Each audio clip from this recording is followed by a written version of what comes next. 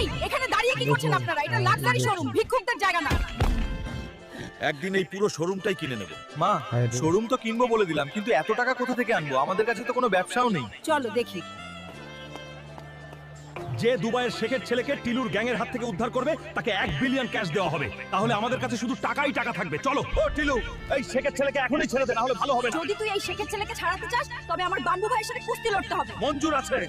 চলো, চলে এসো।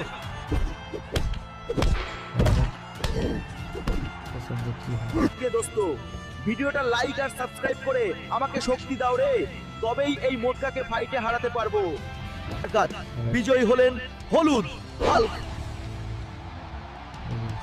হাল্ক জয়ী হয়ে গেল।